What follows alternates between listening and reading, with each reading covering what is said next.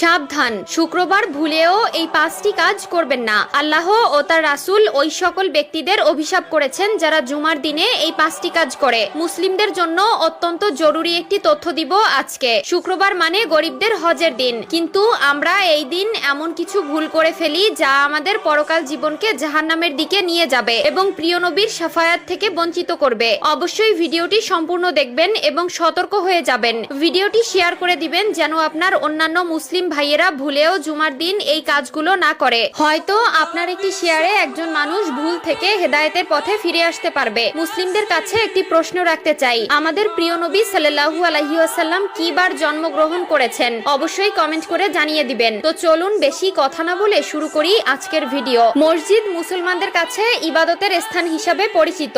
এরপরও আমরা মসজিদে এমন কিছু কাজ করে থাকি যা মসজিদের পবিত্রতা নষ্ট করে। তাই মসজিদের পবিত্রতা রক্ষার জন্য কোরআন হাদিসে নিষিদ্ধ বিষয়ের উপর লক্ষ্য রাখা উচিত। 1 নম্বরে কোনো নামাজি অন্য নামাজিকে উঠিয়ে দিয়ে বসা যাবে না। রুদ্দুল মুখতার 630। মসজিদের ভেতরে প্রতি ওয়াক্ত নামাজ একই স্থানে আদায় করার জন্য কোনো লোক নির্দিষ্ট জায়গা রাখতে পারবে না। 2 নম্বরে রয়েছে মসজিদে হারানো বস্তু তালাশ করা যাবে না, কারণ মসজিদে দ্বীনের কথা বা কাজ ব্যতীত অন্য কোনো কথা বা কাজ করা নিষেধ। মিশকাত শরীফ 654। হযরত আবু হুরায়রা রাদিয়াল্লাহু তাআলা আনহু হতে বর্ণিত, রাসূলুল্লাহ সাল্লাল্লাহু আলাইহি ওয়াসাল্লাম বলেন, তোমাদের কেউ যদি মসজিদে হারানো বিজ্ঞপ্তি দিতে শুনে তাহলে সে যেন বলে, আল্লাহ তোমাকে ওই জিনিস ফিরিয়ে না দিক, কেননা মসজিদ এই সকল কাজের জন্য নির্মাণ করা হয়নি। মুসলিম শরীফ 568। 3 নম্বরে মসজিদে দুর্গন্ধময় কোনো জিনিস খেয়ে বা নিয়ে